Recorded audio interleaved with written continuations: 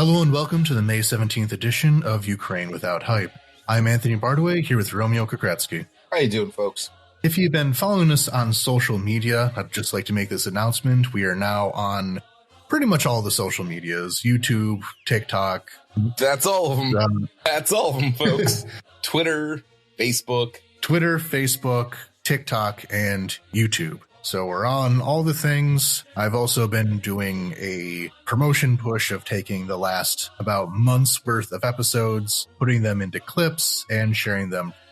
You've been getting 3 of those videos a day. In the future, it will be down to about 1 clip a day for promotional purposes, I think, how it will go.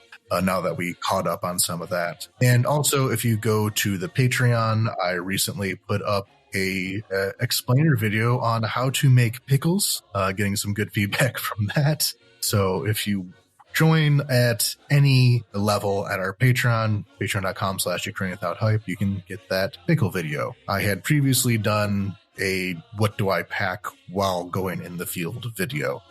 We'll be producing more video content in the future. This is me easing my way into it.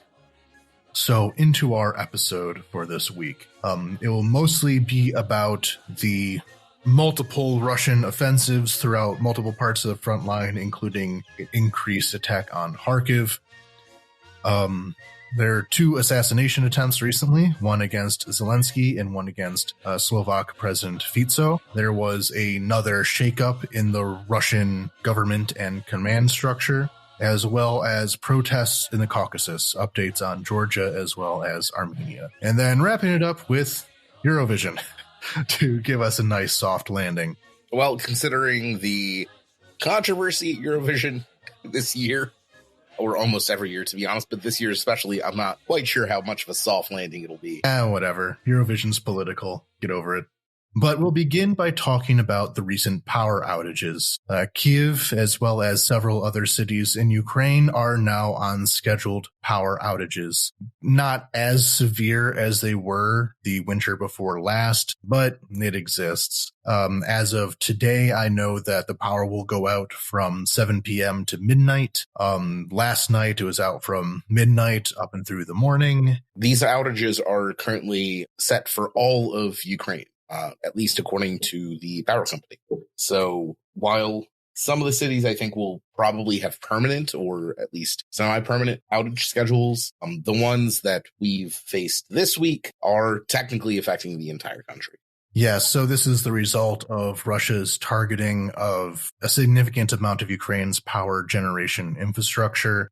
The largest thermo power plant south of Kyiv was destroyed about a month ago at this point. The largest power plant in Kharkiv was destroyed. So in order for electricity to reach the entirety of the country and not just have stability in the far west, for example, there does need to be power outages to kind of spread the wealth. This will also be supported by import from the European Union. There is plans to import from Romania, Slovakia, Poland, Hungary, and Moldova. Moldova not in the EU, but neighboring country. A lot of these plans were put into place during the last round of power outages, which means that this time around that there is a more stable situation regarding import of electricity, more normalization with European power networks. So the odds of as severe power outages as last time are low because of these imports. But what that does mean is that imported electricity is more expensive than domestically produced electricity, which will not only hurt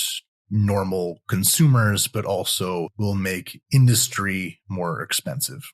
For comparison's sake, as of this month of May that we've had, or this half month of May, Ukraine has paid, on average, electricity prices comparable to Austria. Now, Austria is a rather richer country than Ukraine, so you can imagine how that will likely cause some economic problems down the road. Yeah, so nighttime power outages were I don't know. I think we're all kind of used to it from the last time around. Though, of course, people who are more vulnerable, the elderly and the impoverished, will have a harder time of it than others. Also, thankfully, a lot of businesses have their own power generators now. So you go throughout the city and every restaurant and grocery store and mall has these gigantic power generators sitting outside that have gone unused since the last round of outages. So again, the situation of having power is better. The situation of paying for that power will be complicated. But moving on to, I think, the most important story going on right now, which is the Russian incursion into the Kharkiv Oblast. On the 10th, the Russian army crossed the border in the Kharkiv Oblast, north of the city of Kharkiv, and was able to take several villages along the border. With the current main battle in the area of taking the town of Vovchansk, which is the largest city in this grouping of mostly villages. But when I say largest city, think the average American suburb in size. It's actually basically the same size as the suburb that I'm from in the States, population-wise. At least pre-war population-wise, I should say. These are all areas that had previously been occupied by the Russian invader during the initial invasion of the country, but then was liberated during the Kharkiv counteroffensive. So these are all areas, these are all people, I should say, who had already experienced a Russian occupation and the deprivations of that, having to go through it again. I can't even imagine the whiplash of going from the joy of being liberated to once again facing that exact same abuse. And the other part of it that really gets in my head is these are people who literally lived directly on the Russian border. Throughout most of their lives, the Russians were, in the most literal sense of the word, their neighbors. They have done business with Russians. I'm sure a significant portion of their friendship and familiar networks are Russian. And here the Russians come again to kill them. It's kind of the story of this war, I feel. And we already know that the very first thing that the Russians have done in Vovchansk, as they have done everywhere else, is that they've begun their summary executions, their imprisonments, their use of slave labor of Ukrainian prisoners, Ukrainian civilian prisoners, Ukrainian mostly elderly and poor civilian prisoners. And again, it's the very, very first thing they did. And that has really been sitting in my mind, that they wasted absolutely no time in doing atrocities. It's almost like atrocities are something the Russians enjoy doing.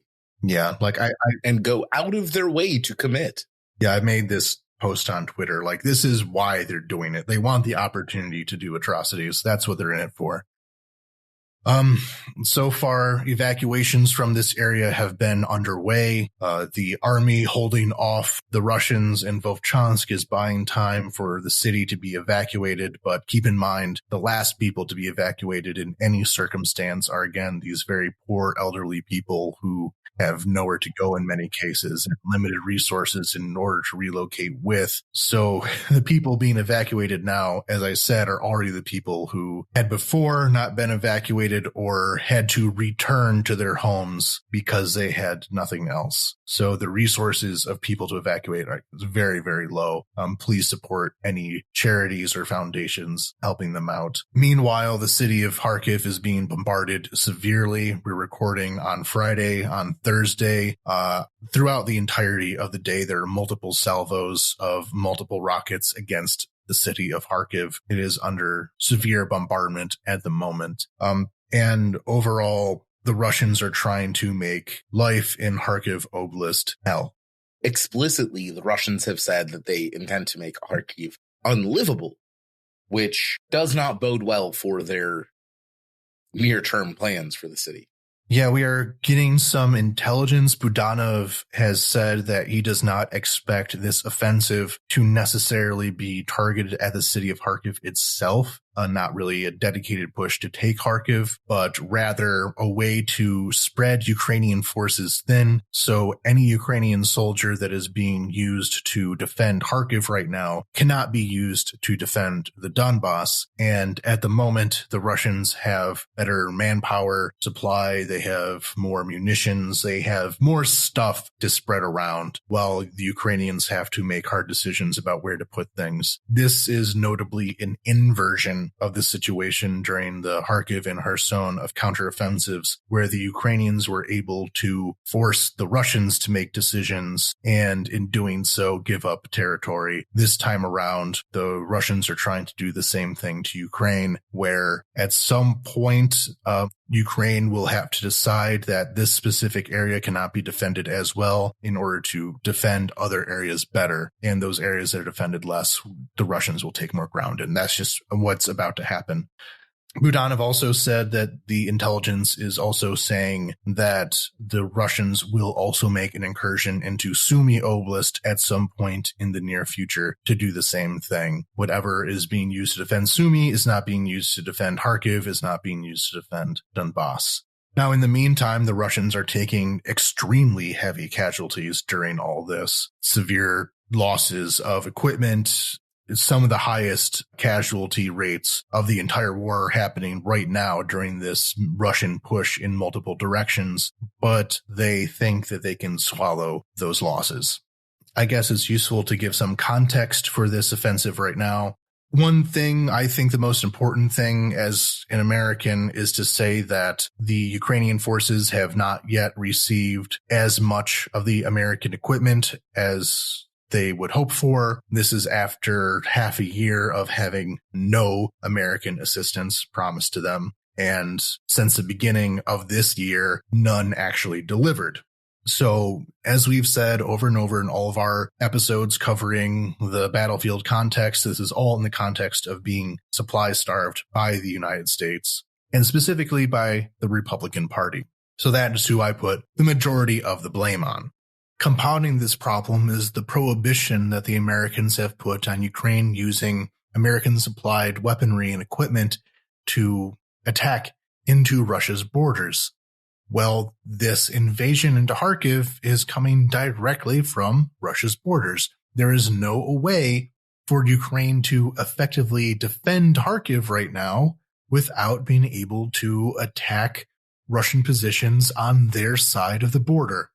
Now they will do what has always been done, which is using Ukrainian-produced, home-built drones and other weaponry to do it, but not having the option of using these American supplies the way that they have to be used is going to make the defense of Kharkiv and potentially Sumy far more difficult than it has to be. However, there has been some reports in the area of Ukrainian defenses being incomplete, of the trench works and concrete bunkers not being fully constructed, which allowed the Russians to bypass some of those initial defenses with less difficulty than was hoped for.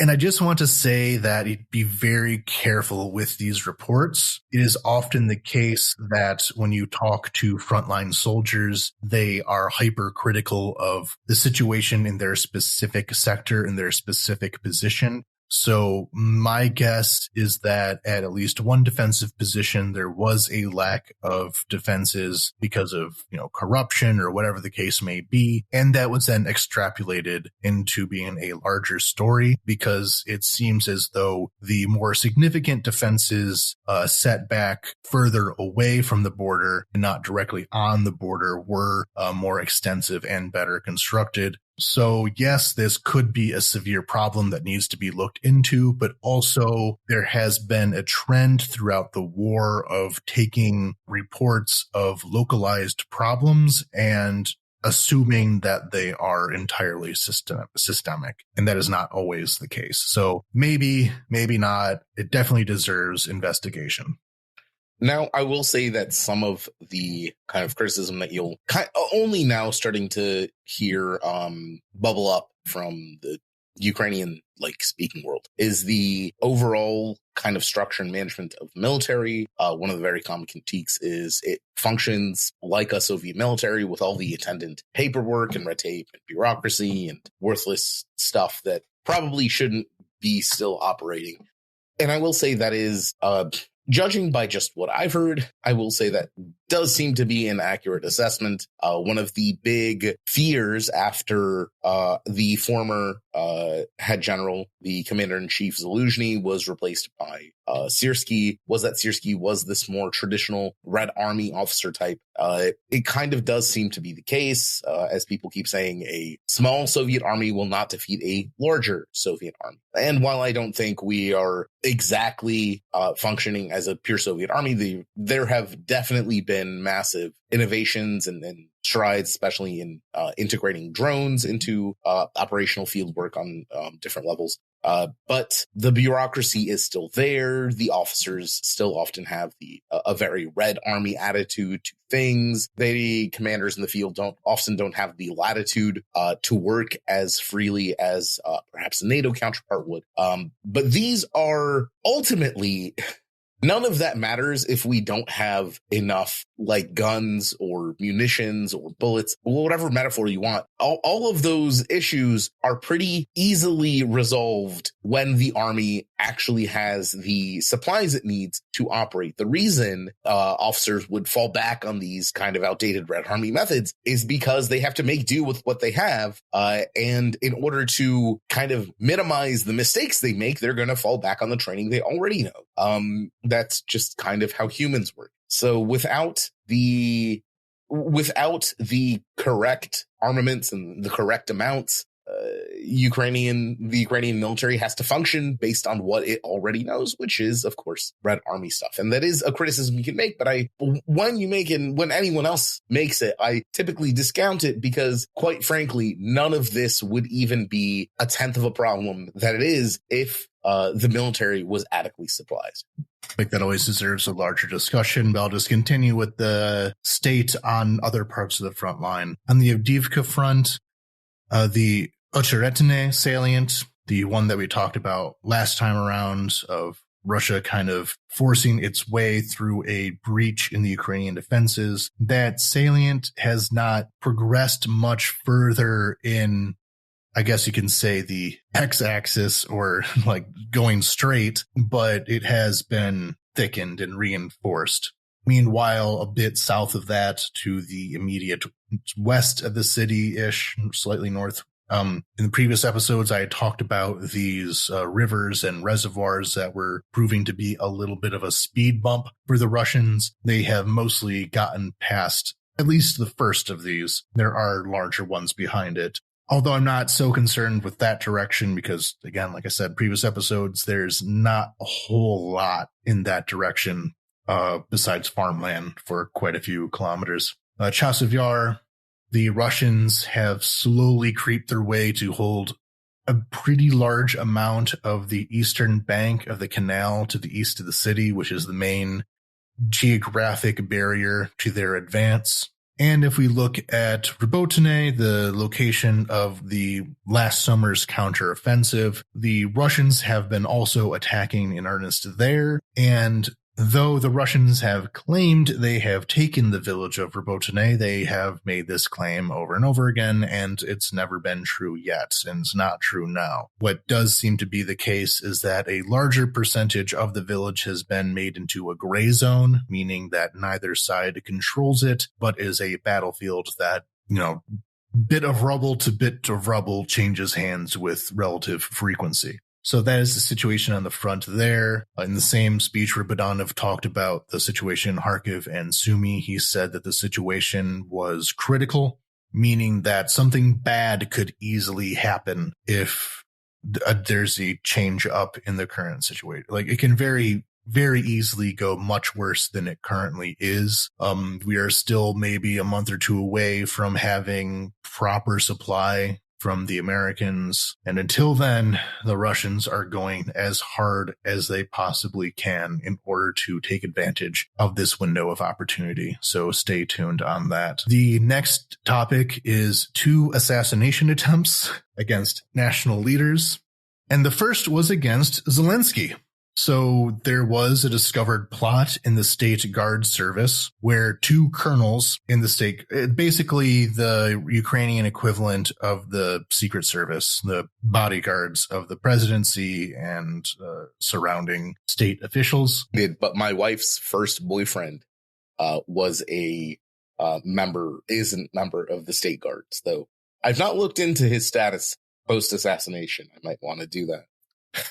Well, and this is only the 2 colonels were detained in a plot to kill Zelensky. I'm really hoping it's not the same guy, but if it is, I'll feel really vindicated. I don't know if he's a colonel or not. Well, that's the problem with a lot of these post-Soviet kind of... I feel like colonel might be the lowest rank. Yeah, it seems like everyone in the... Any descendant of the Soviet security services, it seems like everyone's a colonel. They don't seem to have lower ranks than colonel. So 2 colonels in the State Guard Service were detained in the plot to kill Zelensky. Very little information is made about this, as you can suspect. Like, they don't want to tell the Russians how and why this plot failed. So there would not be another attempt taking advantage of that information. But they were bought off in one way or another by the Russians to try and kill him. This was, of course, a serious embarrassment for the State Guard Service. So the head of the agency, Sergei Rud, was fired. Makes sense. His employees were implicated in trying to kill the president, and he should have caught it sooner. Sooner being it should never have happened. Zelensky has fired people for incompetence before, which is honestly probably one of the things that sets him apart from previous Ukrainian presidents. He fired his best friend, who he had put in charge of the SBU after the initial stage of the invasion, where it turned out that basically the entire SBU in Kherson Oblast was in the Russian pocket. And he fired the guy. And can you imagine how hard it is to fire your best friend? The other rather dramatic event was the attempted assassination of the Slovak president, Robert Fico. Fico was shot in the chest, though he has apparently survived. He was taken to the hospital. They said that he was in critical, life-threatening condition, but he has so far at least pulled through. I'm sure being shot in the chest can create medical complications that has to be investigated, but as of right now, he's going to make it.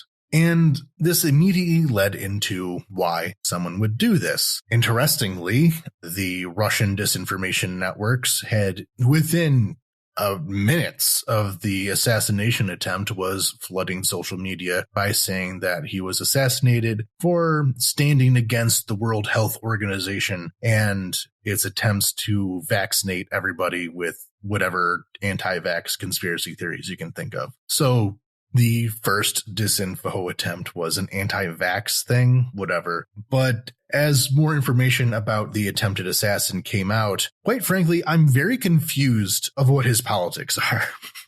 So he is itself very far right. He wrote a book basically about how much he hated Romani people and how pogroms against Romani people are good. His name is Zuraj Sintula. He is a 71-year-old poet and writer, by the way. So he wrote a lot of his beliefs. These beliefs being very far right. I'd even go as far as to say neo-Nazi. He was a former member of the Slovenski Bratci. I don't know if I'm pronouncing the Slovak correctly. A far-right neo-Nazi group that had cooperated with the Night Wolves. The Night Wolves being a Russian far-right biker gang, essentially, that was an element of the invasion of Crimea and Donbass. He was also a supporter of the People's Party, Our Slovakia, again, a neo-Nazi party that is pro-Russia. So we have all of these things of him being a pro-Russian Nazi. However, apparently, recently, he had been anti-government for anti-corruption reasons. He was angry with Fico for his attacks on Slovak independent media, on corruption investigations, that kind of thing. And the Slovak news outlet SME SME, I'm so sorry, I do not cover Slovakia, was claiming that he was seen at pro-Western protests with pro-Western symbols. So he is a classic median voter. He seems to have signs of multiple things, although he is ultimately a neo-Nazi. The investigation says that, so far anyways, says that this assassination was politically motivated, but maybe they are just as confused about what those political motivations would be as I am. It is very often that these kind of, I really hate using the term lone wolf, but it does seem to apply. But a lot of these quote unquote lone wolf shooters have politics that may seem incoherent to other people, but other people also don't typically try to assassinate their leaderships. So I feel like there might be connection there. Yeah, maybe it makes more sense in the Slovak context that I just personally don't understand. Or maybe it's completely crazy. It makes no sense at all. Either way. So we had mentioned how the head of the State Guard Service was fired for allowing an assassination attempt to take place within their ranks. But on that note, that transition, Russia has made multiple changes to its government and military command structure within this last week, which, let's put it this way. We have made multiple attempts at Kremlinology on this podcast before, and whenever we do, I like to point out that none of it actually makes much sense, so take everything with a bunch of salt. But on that note, we have tons of speculation to do, though. Here comes our brain-dead Kremlinology, which is actually probably no worse than anyone else's Kremlinology because it is a crazy system. Moving on with that. So, first of all, Sergei Shoigu. Whenever I hear Shoigu's name, I just hear the late Prigozhin shouting it in anger. Shoigu! So Sergei Shoigu, the Minister of Defense, or should I say former Minister of Defense, was dropped from his position at the head of the Defense Ministry. He has been the official head of the war effort up until this point as Defense Minister, despite having no military background himself, and he was removed into the Security Council of Russia. Now, when the news of him being dropped from his position as Minister of Defense first came out, a lot of people were saying how he was, being fired, he was being demoted, he was being taken out of an important position. But the Security Council of Russia is kind of the most important, and I'd say only important, deliberative body within Russia. The parliament is completely meaningless. The Russian Duma does nothing, but the Security Council of Russia has had a significant amount of power and decision-making ability. It is something equivalent to the Joint Chiefs in the US, but not exactly. It's more of a expanded head of the security system, the defense system, the military system within Russia. And him being moved to that position can be seen as a promotion. However, a lot of the power within the Security Council of Russia came down to the individuals who were a part of it. Power within Russia is very personalized. The exact position that people hold does not really matter that much. And as we explain a lot of these changes in personnel, keep in mind that the power of the position ultimately comes from what Putin decides that position to be. There's lots of, formalism of what a certain job can do, but from just a pure power perspective, it is whatever. We're not dealing with a institutional bureaucracy. There was one. I'd even argue that the Soviet institutional bureaucracy survived better in Ukraine than it did in Russia. And that's all down to the fact that the Russian system is so personalized that the sovereign can't really afford to have a institutional bureaucracy because they would stop paying him bribes. This position to the Security Council of Russia, if it is the same thing as its previous occupant, Nikolai Patrushev, we'll get into him in a second, he's moving into Patrushev's seat, and that seat up until now has been very powerful, but that may change depending on where Shoigu stands in the future. So as he moves into Nikolai Patrushev's seat, Patrushev himself has been moved out of it. So he is no longer in the Security Council of Russia and will now, I should explain who he is first. So for those who don't know who he is, I think we've talked about him once or twice before. He kind of is what I have always seen as the second most powerful man in Russia. He is the most prominent member of what's referred to as the Slovaki, the spies, the former KGB faction. He is kind of the avatar of that group of people. And as such, because that is the faction that kind of moved Putin into power to begin with, the former KGB guys, Putin himself is from that group, so has always been extremely important. He has been a major war hawk. I'm sure whatever decisions went into the invasion of Ukraine, Patrushev was behind many of them. He is a severe ideologue. He's a crazy conspiracy theorist. He has a lot of ideas about, the power of Russia and the superiority of Russians as a people and everything. He is a hardliner among hardliners, and his position as such a towering figure in Russian politics has been severely detrimental to the world as a whole. And his seat on the Security Council of Russia is part of what made the Security Council as powerful as it was. So him being removed from it could have influence on what that Security Council will continue to mean. And he's being moved into the new kind of inner court, Putin's personal aides, but in charge of shipbuilding. Now, to me, that sounds like an insult. The Russian Navy has not been doing good. Since the last time that we had covered Russian ships being blown up by Ukraine, more Russian ships have been blown up by Ukraine. Just recently, there was an attack on Novorossiysk. Slava Ukraine. Heroyam Slava. But there had been additional attacks on Novorossiysk, which had become Russia's main port in the Black Sea as Crimea has been made too dangerous. So the idea of him being put in charge of shipbuilding, it can mean one of two things. Either Russia very sincerely believes that it can rebuild its navy and can become a naval power and is putting its top guy in charge of that effort, or Putin recognizes what a joke that position is and is demoting Patrushev for one reason or another. Could go either way.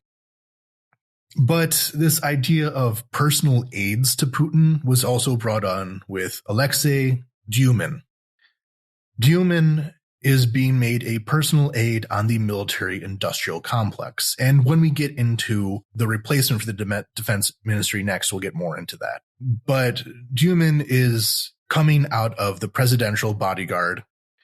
He was a protege of Viktor Zolotov. Viktor Zolotov was the head of the presidential bodyguard, Putin's, honestly, it seemed like actual friend in some way, who, because of his loyalty to Putin, because of how much time he spent with Putin as a bodyguard, as the head of the state bodyguard service, Viktor Zolotov was eventually made the head of the National Guard. The National Guard being kind of a parallel military institution, more directly under the command of Putin than even the Ministry of Defense. And this happened several years ago, and when it did, it was the talk of, Putin centralizing authority again. So Dyumin, coming out of this system of the bodyguards turned kind of personal triggermen for Putin, it's this story of continuous centralization. So as his loyalty to Putin, especially, he was apparently in some way involved with, including being one of the decision makers in the initial invasion of Crimea. He was most likely one of the organizers of the initial invasion of Crimea in 2014. He was rewarded for his loyalty by being made governor of the Tula region in Russia,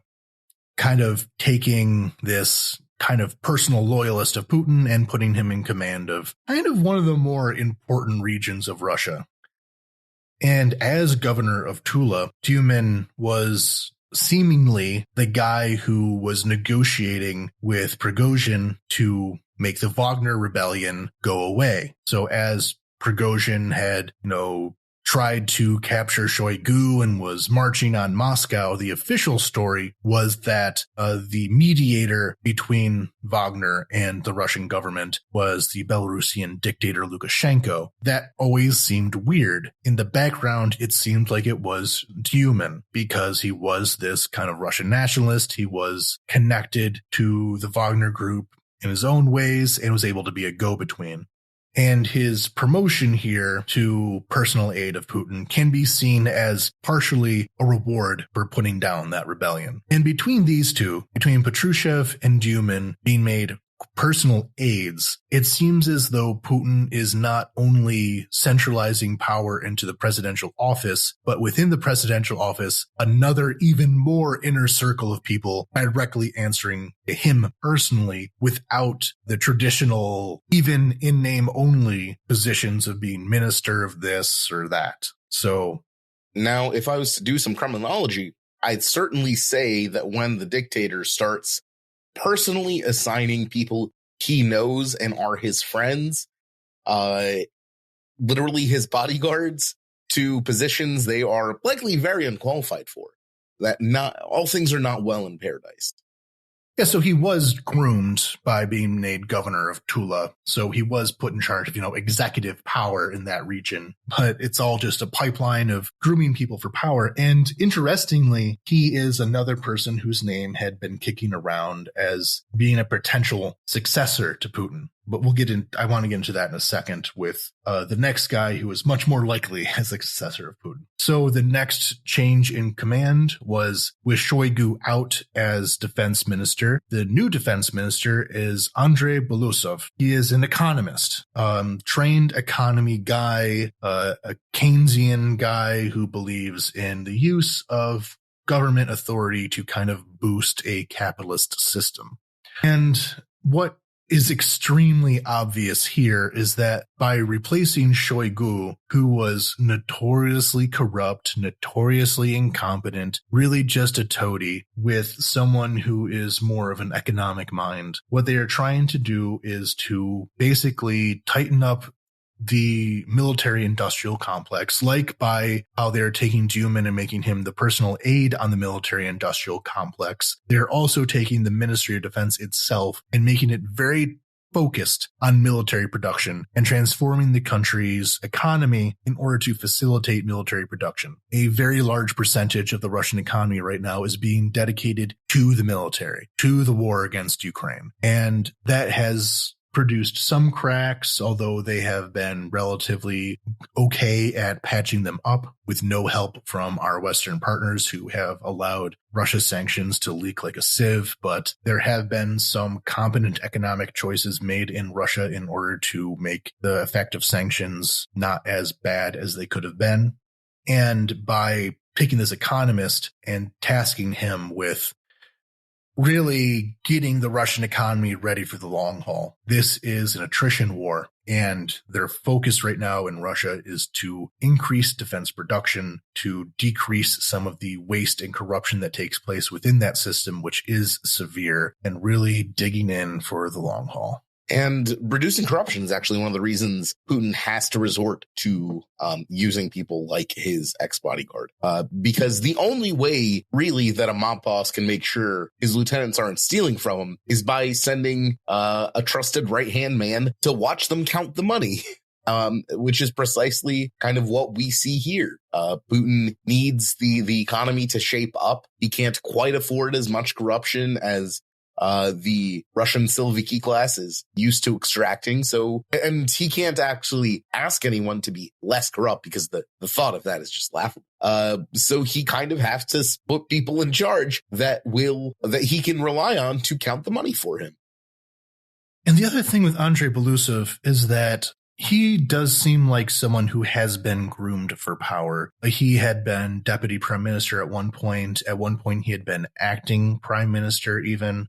He, of course, has been rising up on the civilian economy side. And now he's being put in a position of being in charge of the military. And this is by far our kind of biggest reach of this episode of Kremlinology, which is inherently stupid. But he has been in the running for a potential Putin successor for years. His name has been brought up, including by the Russian press when they have been thinking about this question of who will eventually replace Putin, because he is an old man at this point. And his name has been in the running. And what I'm seeing right here is somebody who has been moved between the economy, between different parts of the government, and now into the military, spreading out his contacts and connections to eventually be groomed for possibly even the presidency.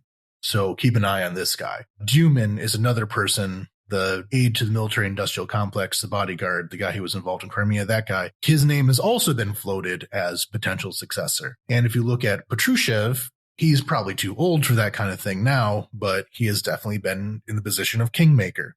So all of these, promotions and maybe demotions have been among really the inner circle of Putinism, his loyalists, his people who are possible for higher office.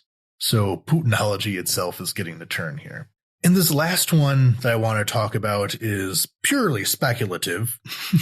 Everything else has been mostly speculative. But if we look at this example of Magomed Davudov was the chairman of the Parliament of Chechnya. He is in tight with Kadyrov, one of Kadyrov's triggermen. He has been one of the people in charge of the crackdown of LGBT in Chechnya. He has been involved in war crimes in Ukraine. He is one of the top Kadyrovites, and he resigned his position as chairman of the Chechen parliament. Normally, this would not attract too much attention. It was just a regional government in Russia swapped out a kind of third-rank guy. But in comes the rumors, and Kremlinology is nothing if not rumors. So the rumor is that he might be put in charge of the neighboring region of Ingushetia. Ingushetia, the Ingush people, are closely related to the Chechens, but different, and Ingushetia is not Chechnya. However, for the last several years, the Chechens under Kadyrov have been kind of imperializing the rest of the North Caucasus. Ingushetia has been routinely bullied by the Chechen illegitimate government, really, under Kadyrov, including having to give up even parts of its territory to Chechnya. And if this rumor is true of Ingushetia being headed up by just a Kadyrovite loyalist, which again may not happen, just rumor, this is just further expansion of Kadyrovite power within the North Caucasus, something they have been doing consistently for years, and could also lead to a lot of unrest in Ingushetia because they recognize what's going on. There have been lots of protests against the spread of Kadyrov's power within their republic.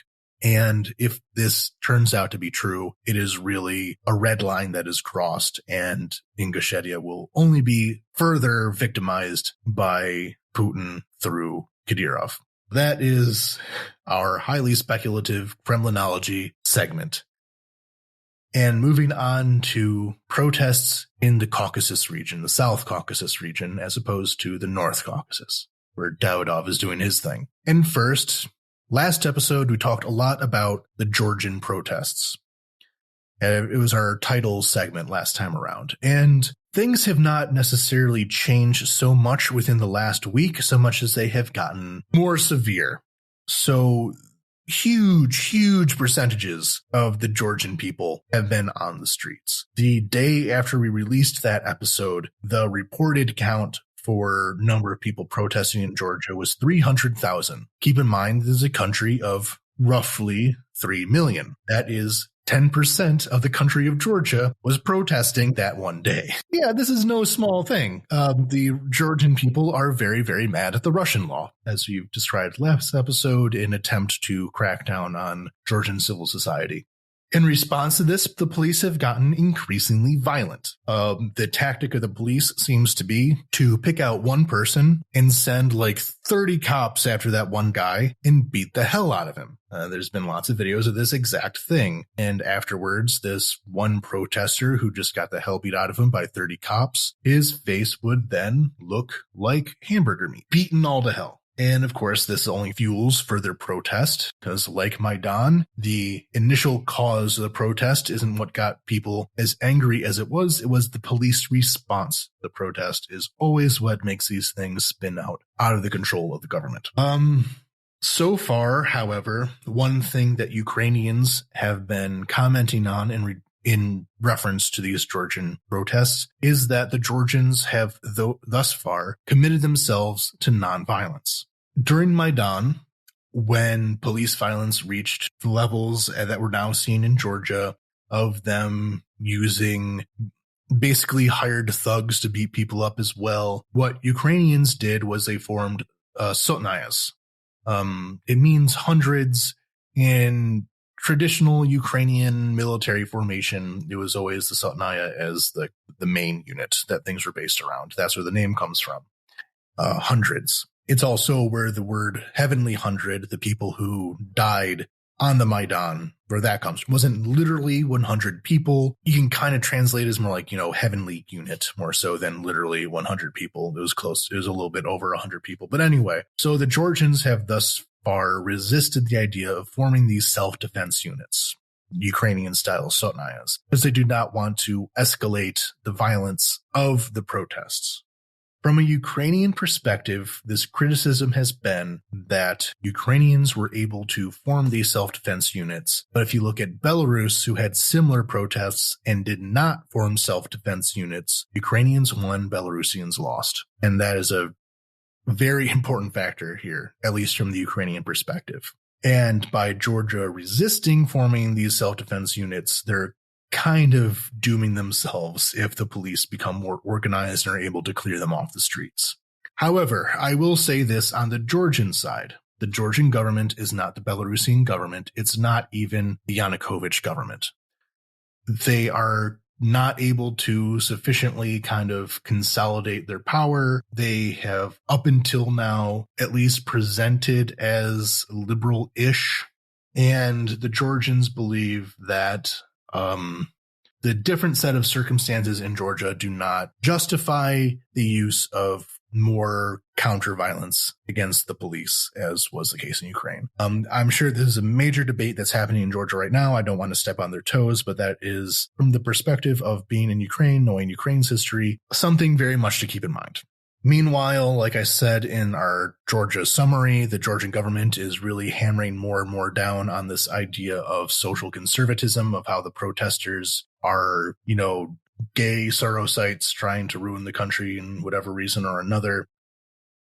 I recently read a pretty good explanation from an activist in Georgia, basically saying that historically, Georgian nationalism has been, or at least recently, Georgian nationalism has been counter to Russia. The big enemy in the Georgian national imagination is Russia. For obvious reasons, Russia is currently occupying 1/5 of Georgia and invaded them in 2008. Of course, they are the natural enemy to have. However, the Georgian government is trying to shift that away and get nationalist sentiment, get kind of conservative sentiment away from seeing Russia as the threat and towards seeing gay people as the threat, towards seeing kind of pick the traditional enemy of a social conservative and saying they are the bigger problem than Russia is, and by doing so kind of alleviate the pressure against anything related to Russia, such as this Russian law.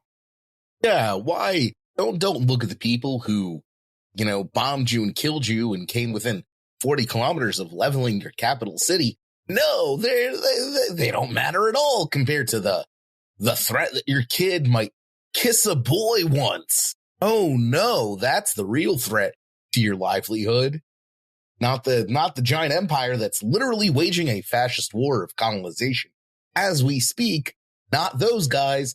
Those guys are A-okay. Yeah, the general consensus in Georgian politics is to be pro-European, be pro-Western, be pro-NATO, but also with a strong conservative streak to them. And basically they're trying to take advantage of what I see as an inherent contradiction in that. If we look at Ukraine, that has been a problem of Ukrainian politics where, of course, Russia is the enemy, but also very socially conservative country. And that social conservatism has been used as a wedge of Russian influence. And as much as Ukrainians are willing to really drive out Russian influence, some habits are hard to break, and it forms a gaping hole in the Ukrainian kind of information influence defenses that allows Russians to kind of sliver in when it comes to anti-LGBT, general social liberal causes. They're able to set themselves up as just being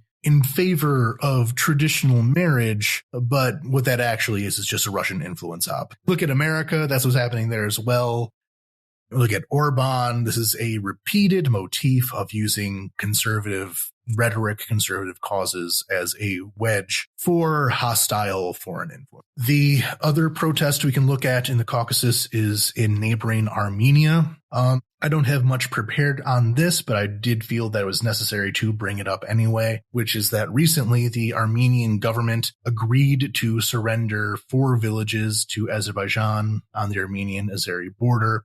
Ever since the Azeri conquest of the Nagorno-Karabakh region, their follow-up grievance was these 4 villages who they say had been historically as Azeri, who had been part of Azerbaijan, but had been occupied by Armenia. So in order to go to this grievance, Armenia, under, by the way, artillery fire by the Azeri side, agreed to surrender these 4 villages. This has led to fairly large protests by Armenian nationalists. I don't want to fully disregard the protest because obviously you can see why someone would protest having pieces of their country given away. But these protests have been led by largely pro-Russian nationalist type folks who have never liked Pashinyan, the current leader of Armenia, and are using this, again, possibly a valid problem with the government to kind of wedge their side back into power.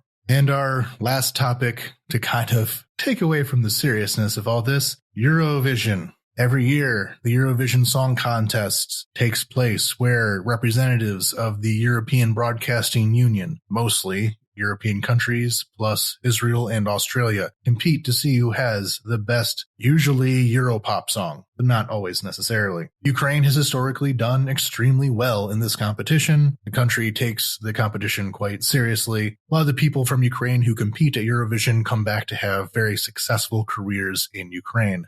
This year, the winner was Switzerland, while Ukraine came in third, with Jerry Hale and Elyona's song Teresa and Maria making a very strong showing, though unfortunately not winning. Always want to win.